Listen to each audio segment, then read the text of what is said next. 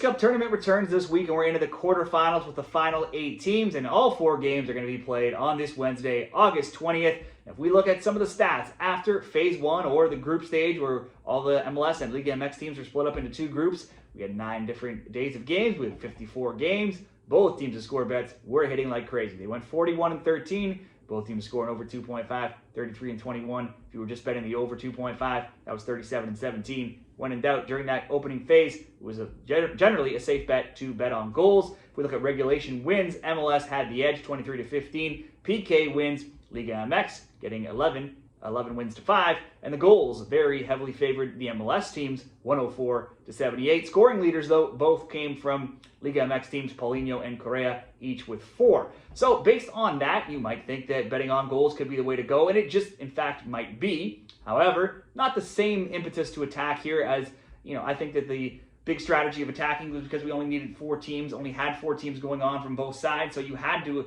attack to finish in that top 4 of 18, and you also probably needed to get the regulation win, and you probably needed to outscore some teams since there was only 3 games, and obviously there was going to be a lot of tie-breaking scenarios there. Now that we're into the playoffs, not necessarily the same impetus to go and attack and outscore your opponents. However, if we look at some of the teams that have advanced, I still think we can make some pretty strong cases for goals. So let's get into it. We'll break down all 4 games, and we'll make 2 parlays from all of them. Starting off with Inter Miami and Tigres. This one's at 5 o'clock Eastern time on Wednesday. Miami's League Cup games, they were second in Group A. They were 2-1-0. They had a 2-1 win over Atlas, a 2-2 draw with Necaxa. Then they went on to win in PKs and a 3-1 win over Pumas.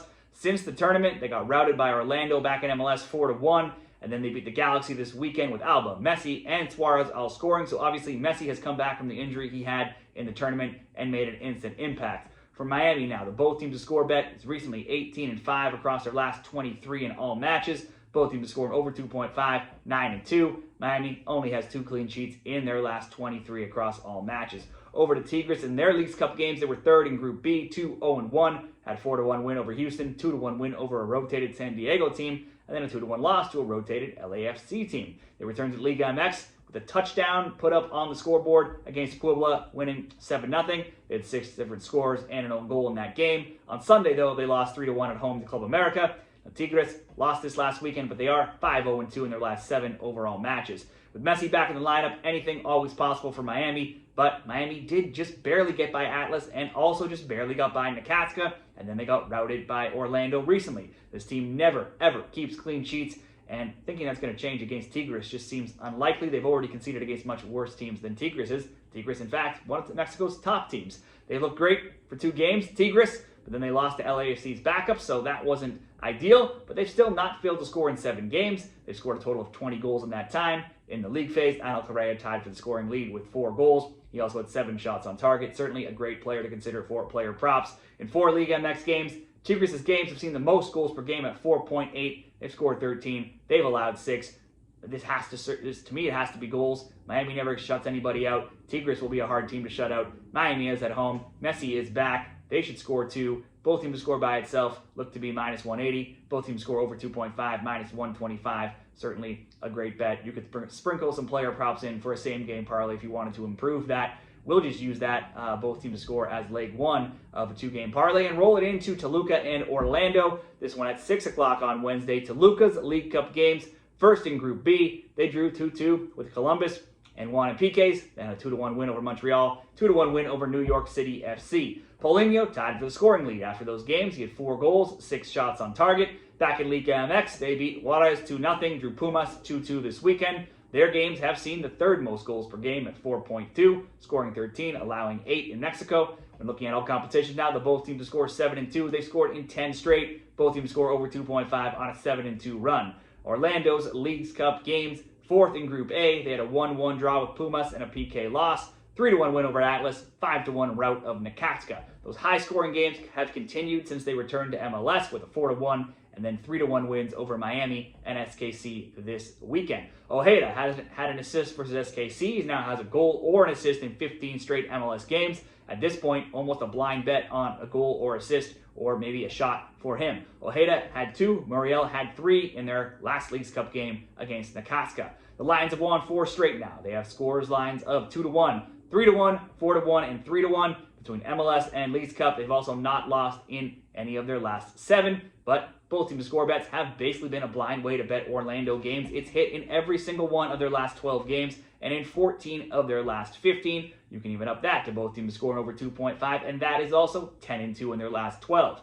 Both of these teams have been scoring and conceding for many weeks now. Orlando's DPs are flying. Toluca is one of the top scorers in the tournament. Orlando are at home. Toluca are the Mexican champions. This is, again, another game that's just hard to not bet on goals here. That price is similar. Both teams to score is a minus 200. When I looked at it over at Caesars, both teams to score over 2.5, minus 140 could be doable by itself as a straight bet. Or we could just simply ask both teams to score in each of these first 2 games. Toluca and Orlando, Miami and Tigres. That came in at plus 133 when I put that bet together. Let's roll with that for the best bet. And we'll put this summary in the graphic at the end, so be sure to check that out. Give the video a like, subscribe to the channel as well for more MLS picks, Leagues Cup picks the rest of the way. And now we have the European leagues kicking off as well.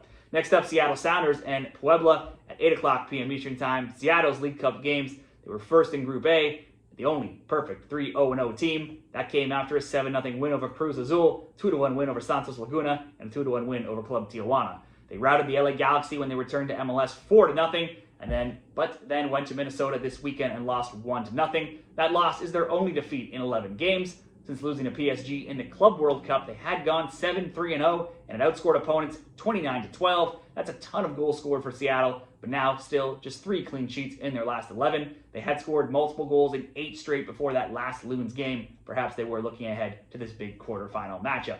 Puebla's League Cup game saw them be 4th in Group B, 2-0-1, had a 3-0 win over New York City FC, a 3-1 loss to Columbus, and then a 2-1 win over Montreal.